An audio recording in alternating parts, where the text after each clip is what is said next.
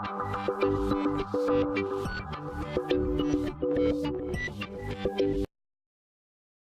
folks. Today I'm recording my very first YouTube video that has a real topic. Um, I chose to talk about beauty because I thought it would be good to have topics that are important for me, that I talk about with friends and people, and therefore have to share some insight. Um, so that's what I'm going to do. My first couple of videos will regard all the stuff that's very obvious and important for me, and I guess it's how I'll choose my topics in general, to address things that are important in my life.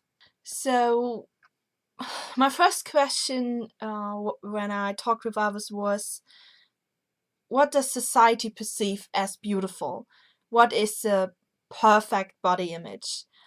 And we kind of agreed on that there's a certain shape of woman or guy that's perceived as beautiful, as sexy, as attractive, and that it's really hard to follow those standards, and that they are kind of unrealistic. And on the other hand, I thought about, like, it's if you can't follow up these standards, it's also not good to shame people who have a good body, because it's all genetic in some way or another. Or I mean, it's not a bad thing to try to look good. I think it's more about your motivation. If you do it totally for yourself, for your self-confidence, and if doing it for yourself doesn't equal shaming others for not doing so, if you're still a decent and kind human, then of course enjoy going to the gym and enjoy putting on makeup. I think that doesn't tell anything about if you're a good person or not, if you can follow these beauty standards or not, if you want to, if you're into fashion. I don't think that says something about if you're a good person or not, because I realize some people that see themselves as outcasts, maybe people like myself, um, they tend to blame others. They tend to blame the people that have the good figures, that have the nice looks, that look like from a beauty magazine cover. And I think that's not the topic for me. That's not what's important for me. For me, it's more in the direction like, what do we perceive as beautiful and desirable when it comes to ourselves? Like, apart from all the things that come from media, from all the things that are in magazines or you see throughout the internet or in television. Like, what do we self see as beautiful? And I think, regardless of any magazine, I can see people as beautiful even if they don't follow the certain standards. I think that's really something you have to acknowledge. It's something you have to practice on, to see people as beautiful that are not tall and have a good body shape, like good in terms of what we perceive as good. It's really tricky with all those terms, because saying normal or beauty or sexy automatically kind of implements that I think what's not that isn't beauty. And that's totally not it. And I think that's a tricky thing, that we use this normal, like, what's normal? Who decides what's normal? And that's really tricky for me. Because I think I want to see people as beautiful in their attitude, how they sparkle. And every sparkle is different.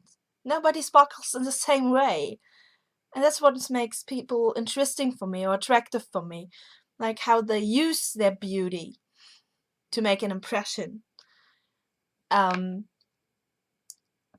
and a few years ago, I always thought, like, I like many kinds of people, but I couldn't imagine myself dating someone that weighs more than me, because I know how it ruined my self-esteem, and I don't know if I could pull it off with someone my size, which in the end was really, really disgusting and really stubborn and narrow of me, because I saw myself as this open-minded, kind person, and in the end, I kind of wasn't. So now I see people that are my weight or more, or people that are pretty skinny, which I'm also not as much into. Um, and I can see them as beautiful. And there's my next question to my friends was the difference between seeing something as beautiful and having preferences. Because I realized that we tend to acknowledge the attractiveness of someone regarding if we feel attracted to them. If I find them sexy, they are. And therefore, if I don't think they're sexy, if I don't feel like, oh yes, I want this person, therefore they are not beautiful. That's kind of the mindset many people have subconsciously. I don't say we do it on purpose, but that's kind of what I figured out, that we measure the beauty of someone regarding how we feel about them. But I think you can have both. You can say, that's a really beautiful person, but maybe it would be not my cup of tea. Like, if someone told me, hey, Fran, you're beautiful, but they are not as much into bigger women, or besides all weight or all appearance, maybe I'm too, I don't know, too excited all the time, too squishy, too squirrely, too blah, I don't know. I'm too active in my language. And they're more for the more settled down persons. Or persons that like hip hop, or I don't know, stuff that I don't like. If they just can't figure out this whole person I am, that's totally fine with me. But that doesn't mean that they can't acknowledge my beauty, and vice versa. So that's the thing I try to figure out. So another difference I tried to figure out was, what's the difference between shaming and being realistic? And I got a really nice insight from my doctor, because I just recently moved to Berlin and had to search for new doctors and blah blah blah, all this stuff. And I had my first visit, and she of course acknowledged that I'm overweight. I mean, it's very obvious, and I don't have to discuss this or get into much detail. But in the same breath, she said, I look pretty fit. In terms of health, in terms of that I don't look like it's bothering me as much. She didn't said it like that, but it came across as a really, really kind comment. Not out of pity, or it was really like, even acknowledging your weight, you look fit. And that coming from a doctor really helped me realize that I have to do this to myself too. Like, I can't abandon the fact. I can't snap my finger and say, no, I'm not fat. Or I'm fat but beautiful. I can't be both. I can't stay in front of the mirror and say, yeah, you need the size, I don't know, American sizes, sorry. Or you need you're not a size 0. Put it like that. You're not a size 0, but yeah, that's not a bad thing. You know, you're okay. You're not a size 0, but you're still pretty. Your weight does not define your level of beauty. So, being kind to yourself, acknowledging the fact that you have a certain weight, or you have maybe not the most flawless skin, or maybe your hair is frizzy, I don't know, something you are very conscious about, anxious about, maybe even. Um, it is there, but it doesn't make you less fit or less beautiful. It's all about you. And that's what I try to come to now, is some games I tried out for myself, and I will share this knowledge with you. You may try it out and tell me in the comments if you think they're useful or not. So first is the mirror game. And I wrote it down like, look in the mirror every evening before you go to sleep. Examine all your flaws and all the things you like about yourself. See it as a whole. Learn not to divide it, and to see it as see yourself as an interesting picture. And the flaws that may bother you, they will become the things that makes you special, that makes you you. It will be like a picture with some flaws, with some little details that may be not important for the picture at all, but it makes it this interesting thing you want to examine. And if you do that every evening before you go to sleep, or every now and then you create this relationship with your reflection and with yourself, which is the most important relationship you have in your life, the one with yourself. And I think that's pretty important. Then the selfie game, and of course for the internet, that's nothing new. And even if you think you're not made for the camera, or you're camera shy, you don't have to share it with people, but take selfies excessively.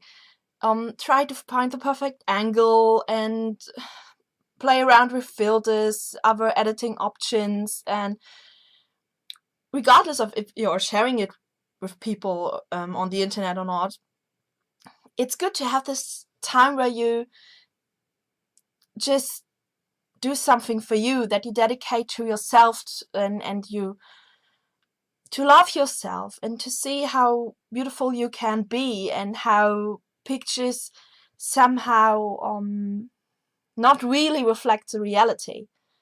Because it's really interesting how we make pictures can change the whole view of our person. Like, many people tell me that I look nothing like in my pictures, or that I look very different from what I looked 10 years before. If they see pictures, that's the same person as you. And I say, yeah, that's me. Not because they think that I faked something. It's just I found the perfect angle and lighting and filters, and therefore my pictures look pretty good and I like them. And that's the next step, getting on camera. What I also think is a really, really good way of growing self-esteem, or spending time with this you-to-you relationship, the relationship with your reflection, is to have a journal or a self-care book. As example, I have a self-care book, which is sprinkled with golden color and glitter and stuff and stones, and it says love on the cover, like really, really big love. In some rhinestones. It's kind of pretty. And I put in there all the things that are positive, like self-portraits and selfies, achievements, music lists I like, pictures of events I've been to. I wrote down some things that I think are important, that make me feel good.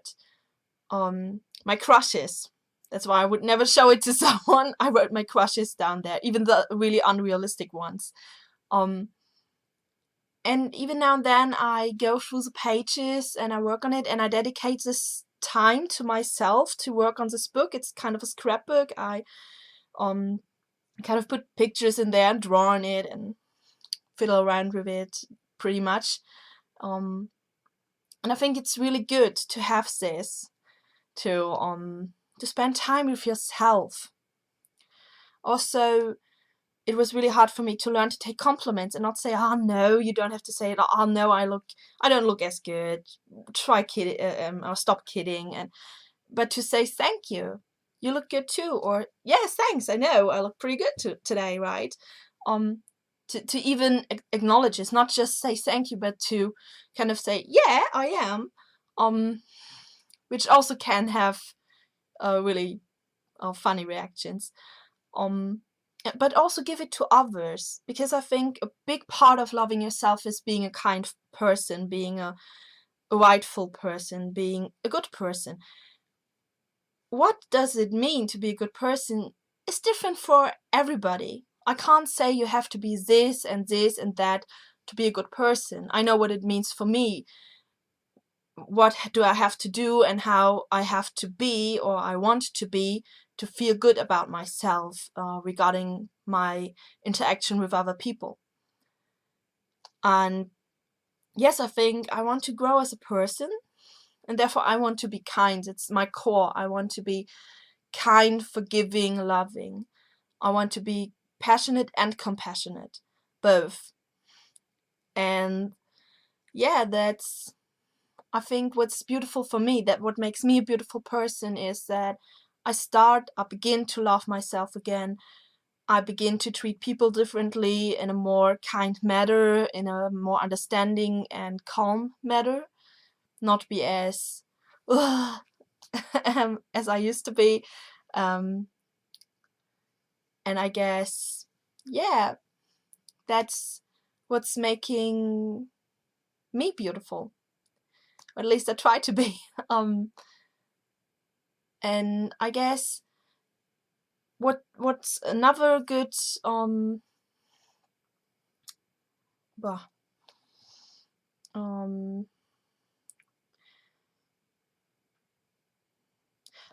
yeah, and I guess what's another good advice is to kind of search for that, what you want to be, and take your time figuring out who you want to be and be that person, and try to lower your self-consciousness about your flaws, or what you think your flaws are. Because sometimes it's what I realized, people don't care as much as you might think. They see you and maybe they don't think much of it at all. Or my friends, they don't tell me, oh, you have a pimple here, your skin looks bad. They tell me what's good about me today. Like, oh, you have really pretty hair today. Or they compliment my hair color because it's kind of unique. Yeah, and I think that's when you know if you have good friends, if they don't point on all the bad things and the things that are bad about you and you have to do something about it, but the things that you do good and the things that look good on you, if they focus on the positive thing. And I kind of have a feeling that I activated that in them because I started doing that. I started being more kind and friendly and loving to my friends. I started to speak out every good thought I have about them and to encourage them. Even though I'm a very strict person when it comes to friendships and I speak my mind still, but I do it kind of differently. I acknowledge their feelings more than I did before, or in another way. And that also helped me to see beauty in others and myself, outside and inside. So I don't know if that made much sense, because I'm pretty much at the beginning of all this YouTube stuff. Um, yeah, and I hope that you liked the video. I guess I don't want to start this, yay, give me thumbs up and subscribe and like my video and whoa. What's important for me is comments. I really want to talk with you about the topics that I'm addressing. And yeah, I guess that's pretty much it for the moment. And I already love you, and have a nice, wonderful day. Enjoy your life and try to activate the love in your life. And that's basically it.